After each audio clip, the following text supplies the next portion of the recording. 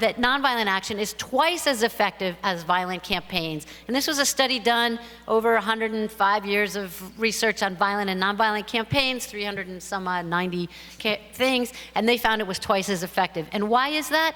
Because nonviolent campaigns are larger. It's almost all about numbers. They're on average 11 times larger than violent movements.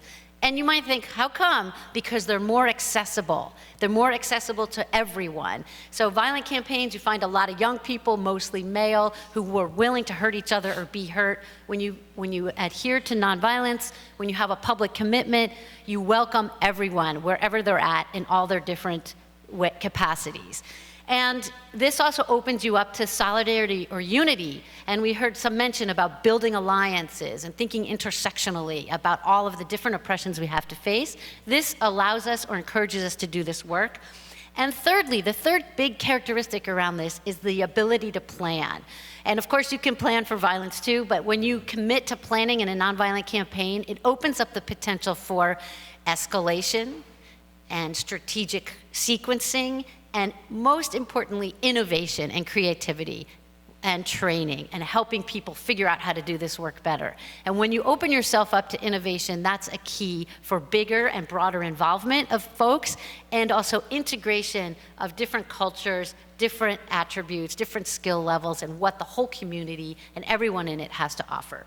So that's just a little piece of strategy to think about for the morning.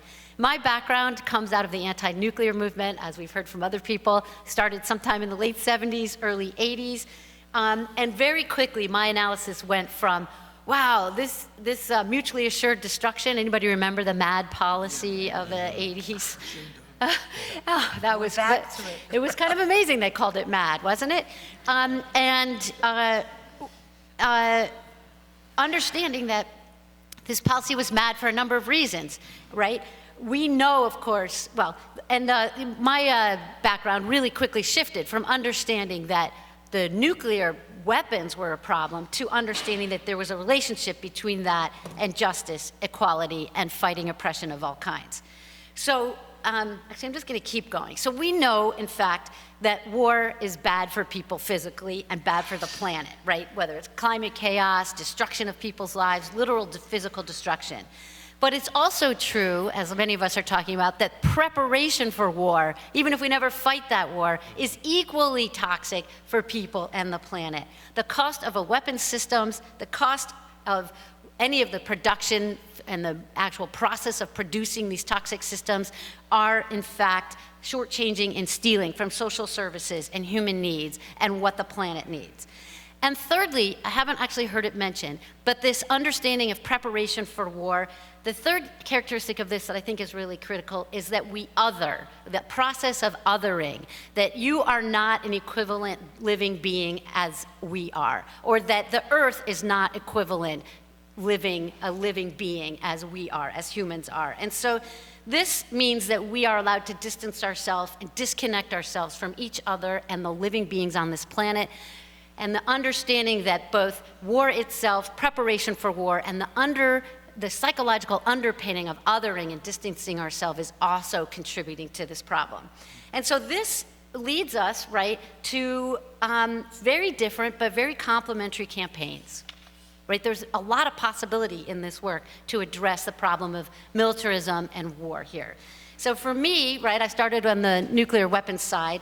I was really fortunate to work with a very small organization called Greenpeace globally on campaigns. I worked also actually with an actual small organization called the Clearwater in New York State, working on the boat with Pete Seeger and many others.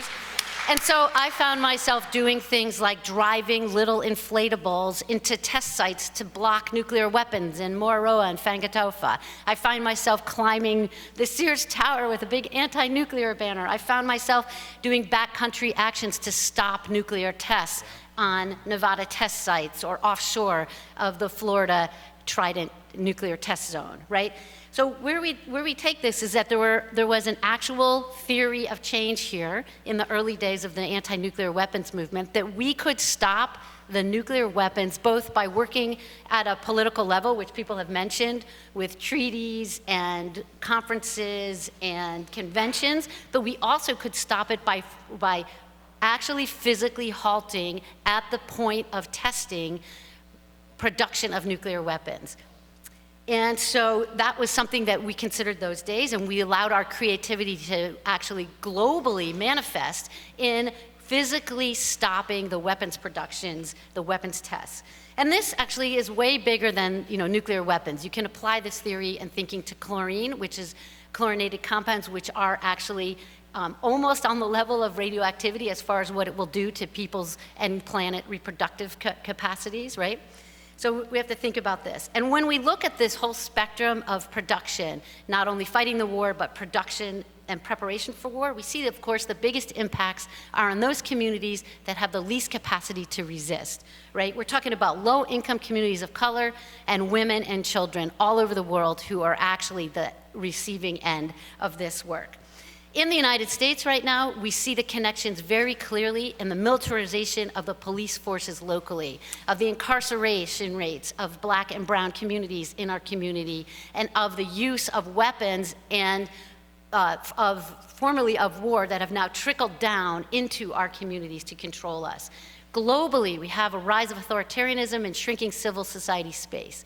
So the answer for me, right, is that when we embrace some of the new allies in this work, the broader cultural context, and the solidarity, it allows us to be in solidarity with the work that happens in our local communities, make the connections on a big and critical level to the broader work we're doing on sexism, racism, homophobia, and actually integrate cultural work, not just arts, right? Not just painting and banners. I saw one of my banners in Bill's slides, but to think about how we integrate this into every aspect of the work that we do. How do we make our meetings more interactive? How do we actually allow space or create space for all of our expression of ourselves in the work that we do to make it more compelling, to honor the love for the world that we bring to it, and to turn it into movements that are likely to be more successful.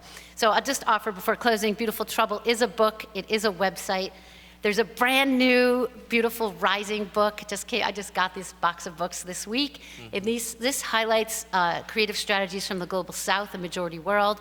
They're both online for free, but you can also I have some copies of this with me if you're interested over at the table. But thank you again, and I look forward to the conversation.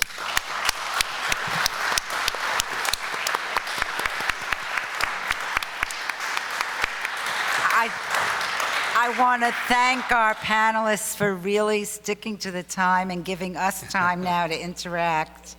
And I hope you have questions, suggestions, proposals. Please take the mics on either side and let's hear from us. Or we can always make you do some more exercises. And we'd like people who haven't asked questions before to be the first people in case we want to hear from everyone here if we can.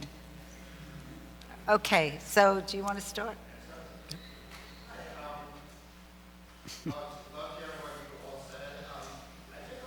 Tell us your name. Let's all.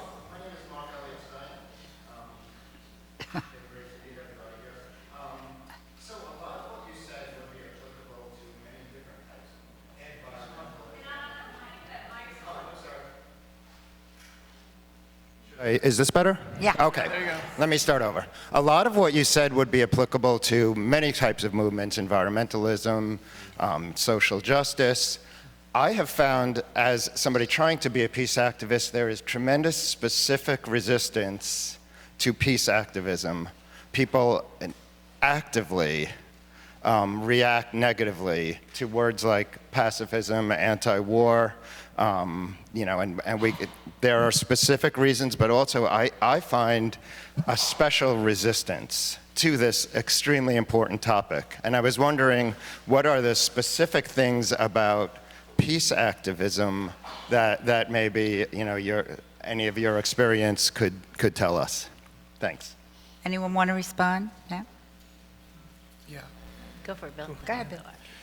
Well, I think that one of the challenges is that often I think peace activism fails to communicate about the making a material difference in people's lives. And I'm not saying that, of course, it makes a material difference in someone else's life, but I think that sometimes, if we look at movements that are successful, they're identifying people's interests in their own lives and in their own communities. And it's a challenge, but I think that that's part of the opportunity of having a lens around what is the impact on climate and the environment, what are the values that we can sow there, and then what are the economic impacts, and what does a just transition look like. Those are just some ideas that come to mind, but I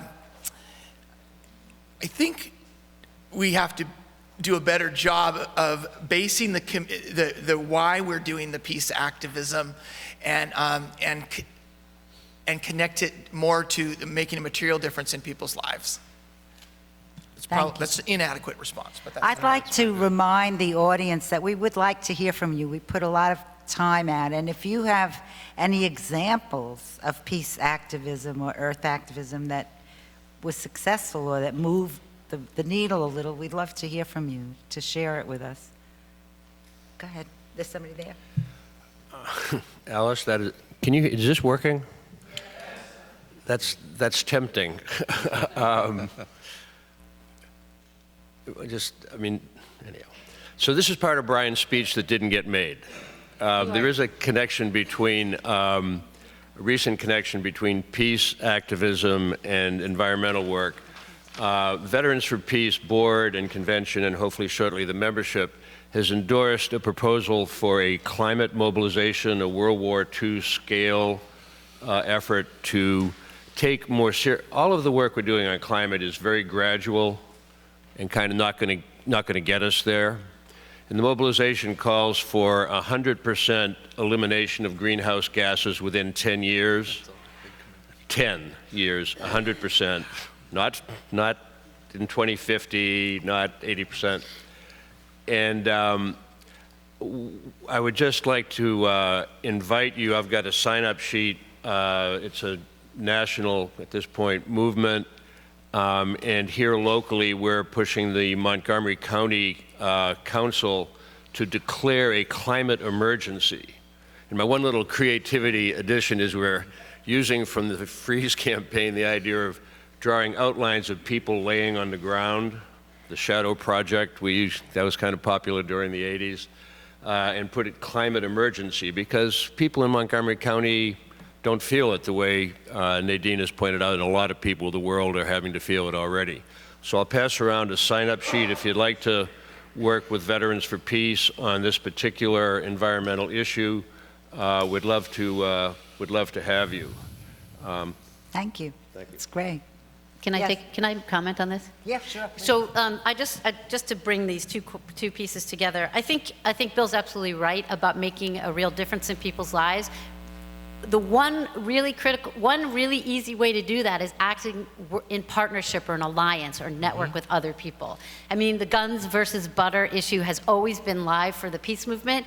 As part of the peace movement for the last 40 years myself, I know that we are actively marginalized and don't have power. And one of the reasons is when you look around this room, we are all, not all, but I will generalize, we are generalized a certain age and a certain color and a certain class, and we as a movement need to actually get out of that silo to make a difference. So that is returning that question to you, Mark, and the way that we work and understand the connections, which is why I spoke originally about strategy, understanding that the preparation for war is as critical to fight as the actual war and the othering as well. So on this idea about the climate mobilization, I worked with them and did some strategic planning with this group. First of all, their name, the climate mobilization, I said to them, what's your real name? And they said, no, that's the name. But that name doesn't mean anything broadly. Like, everybody's mobilizing on climate. So just something to think about as far as messaging goes. How do you embody what you want? Number one. Number two, I love the idea, and I've been, if anybody really wants to run with this, of actually starting what we call putting in place the world to be now, prefigurative work, envisioning the future. We need a climate emergency management agency. Everybody's heard of FEMA. We need a SEMA. We know we do. We can do it. great. We can easily put that in place. And people have heard about maybe the tactic of the yes men, where they do identity correction, and they go out and they pretend to be ExxonMobil or whoever it is, and then they say the correct things that ExxonMobil should say, like, we know we're killing the planet, and we're sorry, and we're going to stop producing fossil fuels now and switch to solar and renewables, right? And then Exxon has to say, oh, no, we're not doing that. We're not about that at all. We're about screwing the planet. So if we had a climate emergency management agency, we could do that, a founding convention anytime we wanted. We know exactly who should be invited from the agencies that are actually real in the United States, right? And we could invite those people with little asterisks, whether it's the Secretary of State, the Department of Energy chairman. It doesn't really matter if they come. We don't really need them to, given who they are now. What we need to do is have climate emergency management, SEMA officials anywhere in the United States. People could have local offices. You could figure out, you could have uniforms, you could have badges, you could issue citations for communities that are failing to meet the requirements that SEMA puts out for renewable energy, for lighting, for what, this is a viable thing to do. Yeah. One other, and you can go even further. There's lots of things to do with this. So this We could idea, go further. we'll We could keep going. That could come out of this conference. Yeah, we That could could, come out of this right? conference. Yeah, Great. manipulate time. Alice said, I have it all written up if anybody. Great. and I forgot to say that at noontime, we'll hold a table that anybody wants to talk about the mobilization, and we'd love to have Nadine come and come up with even more great ideas. Great. I would just like to add quickly to Jim's point and his idea about the climate mobilization, to piggyback on that. Veterans for Peace is currently planning a veterans conference in conjunction with the United Nations to take place during Armistice Day weekend 2018. This conference, we're hoping, will be a worldwide international conference that will invite not only veterans but allies in the struggle for the abolition of war, to also support the nuclear ban treaty, and thirdly, to educate and to get involved in efforts to end environmental costs of war, consequences of war. Those are the three themes: abolition of war, nuclear ban treaty, and environmental costs of war / climate change. That will be the focus of this conference. Again, we're in the planning stages now. We're actively working on getting a UN member state to sponsor our conference in order for us to be able to use their facilities for plenaries, for workshops. But certainly that is in relation to what Jim is talking about. So I would only say to be determined, to be announced. Keep Veterans for Peace in your lens for more information to come out about this conference. Thank you. Bill? Yeah, I am really excited by what Nadine was saying, and You all are. it reminds me that there's another poem that your poem reminded me of. Is Diane DePrima wrote a poem called Rant, and the key part of it is the only war that matters is the war against the imagination. It's so important line. She repeats it 3 times. The only war that matters is the war against the imagination. The only war that matters is the war against the imagination. All other wars are subsumed by it. So it's the failure of our imaginations. And I think in creative activism, we really can't have a better theme than that. And so the prefigurative, what's that piece of vocabulary? Yeah, it's prefigurative, but the world that we want to be, the world we want to create, the future. Having a vision. And having a vision that people can identify with, and it's material that they can touch and feel and smell. That's really, really important. What's the alternative? How are you building the relationships so that we're not able to other people in any number of contexts? And to actually do the work, to think about what does this conversion actually look like and how do you get there?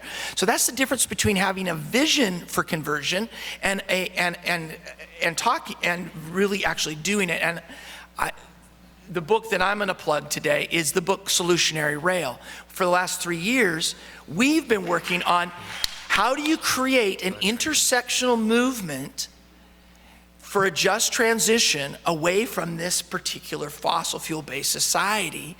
And what's really beautiful about railroads is that they go through every community and they intersect with all kinds of interests, from labor to environmental justice to tribes to farmers, et cetera. We can have a non-ideological just transition movement that's connected literally and figuratively by the tracks that run through our communities.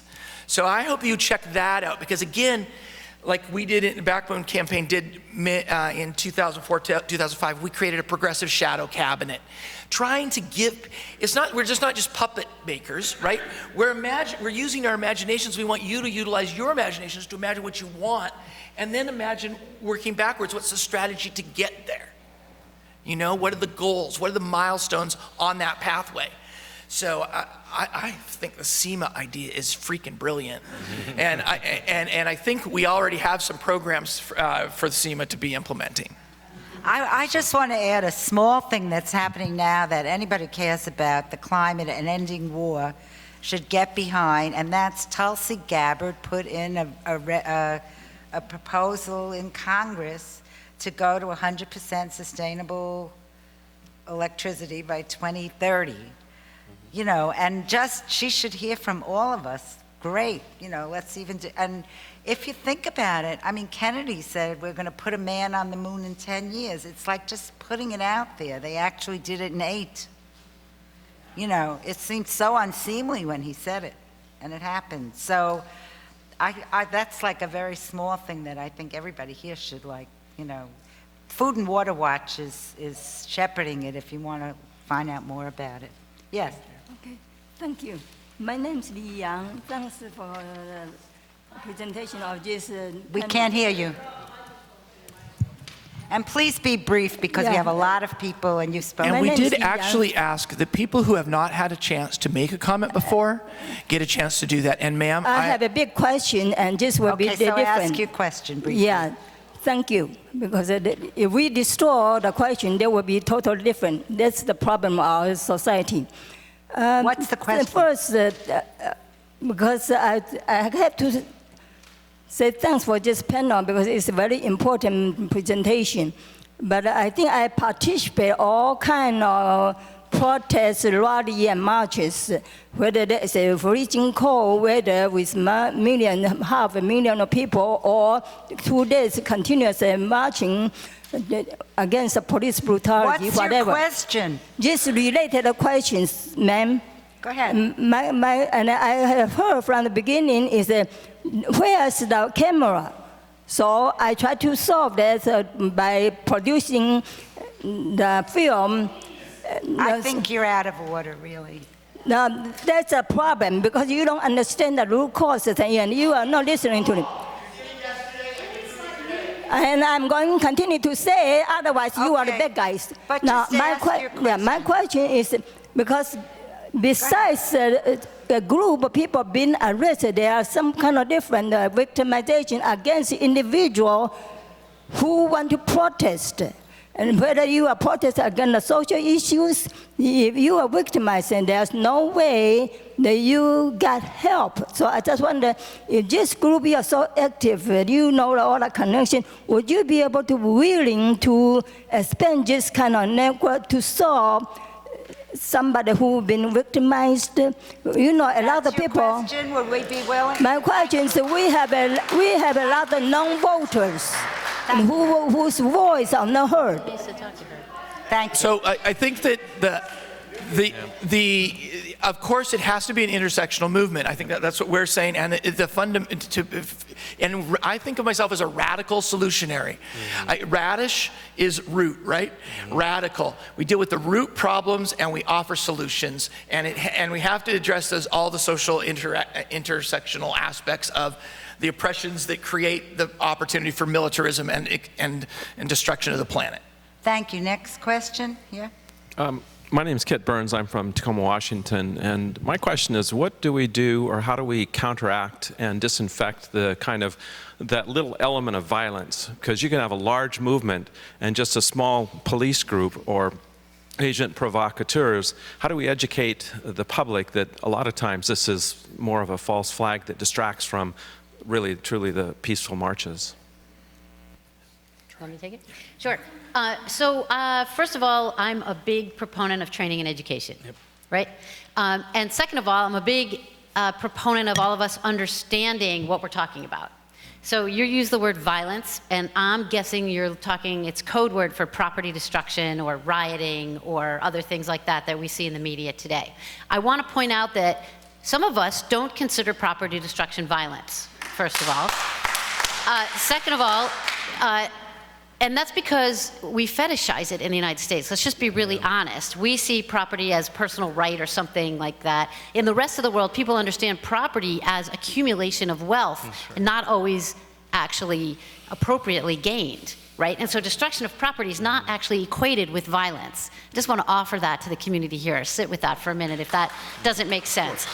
Secondly, having said that, I personally, in the United States, do not advocate for property destruction as part of our campaigns on a regular basis, because in the United States, like I just said, people see property as violence and so shut down and don't hear our messaging. But if we as a community understand and work strategically, if we say to people, what's your goal? And they say, yeah, my goal is to go out and smash a window, and they take a brick and they go out and they smash a window, we can say, well done. You did good. If they say my goal is to bring down the corporate hegemonic structure, and they go out and they take a brick and they smash a window, what do we say to them? How do you feel? Did you achieve your goal? How did that work for you? Right? What we don't say publicly is that we condemn those people for throwing a brick through a window. What we do say publicly is, I have chosen to act in a manner that is this way, whatever your choice of your tactics are. However, I understand that all of us are upset at the systemic problems that we face, and I think if you want to stop people from throwing bricks through the window, or from property destruction, or from rioting in the street, you need to change the system. So do you see there's a difference? I'm not coming out, I'm not condemning them per se. I think it's really important. I think training and strategic thinking and goal setting and matching our goals with what our tactics are is absolutely critical. And then the other benefits of being nonviolent, which we didn't quite go into, which I mentioned, but didn't go into, are that it reduces the potential for infiltration. And in the United States, that includes, this definition of violence includes property destruction. If you're planning to destroy property, whether you're planning to take out an oil rig, whether you're shutting down a pipe system, whether you're actually gonna, do something much more elaborate, you need to plan that without any way implicating the publicly facing communities that endorse mass people power movements, because violence will make them vulnerable to infiltration and repression on a scale that the community will not recover from. Once we actually, and I'm sorry I'm taking so much time, but this is so critical for us to understand, we should not be massively condemning people for fighting a system that we also fight. We need to make it clear that the system is the problem, and the responses that people have are the responsibility of the systemic problems. So I'll stop there, but there you have it. You're right.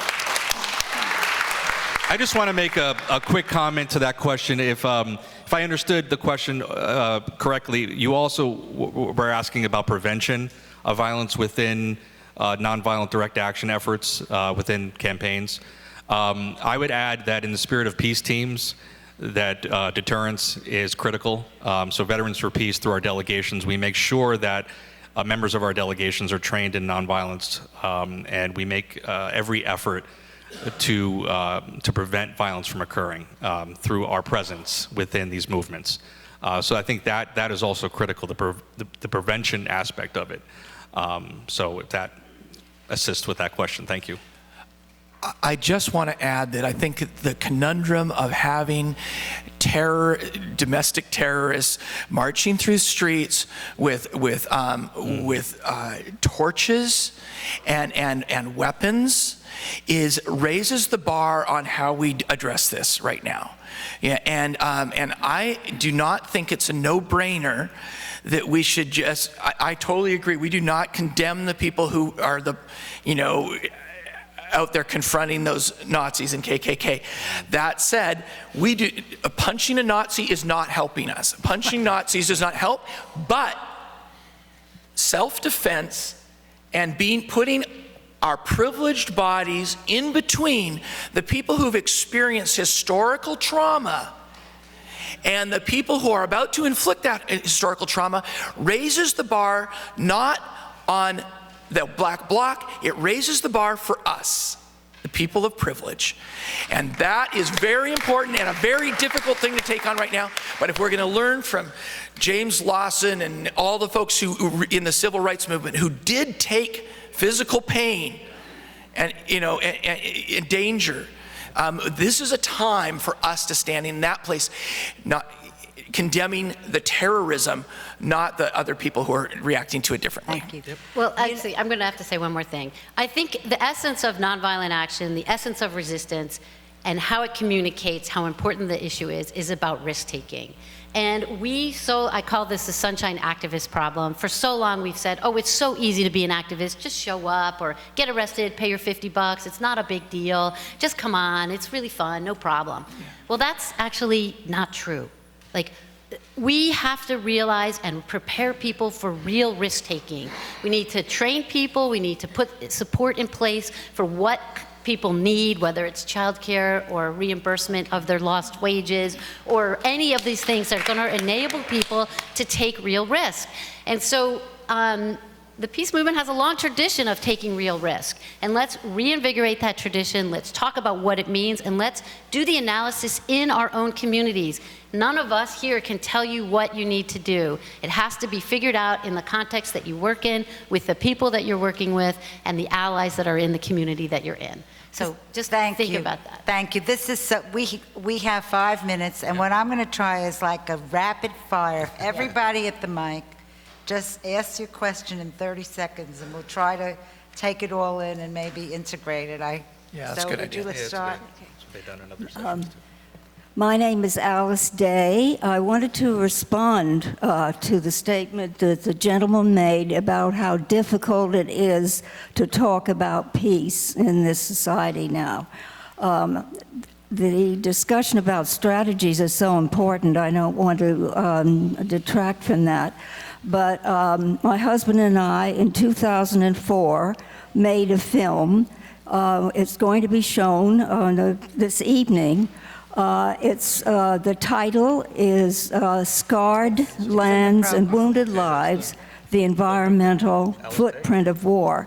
I want to say that we have been in festivals, we have made many appointments, and we got very, very few people coming. So the number of people who are here shows an enormous shift in the interest in this topic, that it takes time. This is 13 years since we started, and there's a perceivable difference in the interest in it and the ability to talk about it. I think the time is now, and let's go for it. But film is great. People need to see the images. It's a great film. I'm not going to see it. I just want to throw a word out there that consistency. I have a friend of mine that went to Afghanistan every year for 30 years. Yeah. She planted 30,000 trees. She's one person. It's entirely possible. And the other thing I want to elevate is the othering. I want to say that blocking Private Snuffy from their job, who's wearing a uniform, Private Snuffy's not the problem. It's the systemic things. Yeah. So I spent 22 years in the military. I am your enemy. Look at me. Make room for me, because there is room for everyone. Yeah. Black bloc, people of color, the refugees, there's room for everyone in this movement, and we've got to stop condemning certain factions. Thank you. Thank you. Thank you. I have a serious question that has been in my mind. I have a part of discussion of nonviolence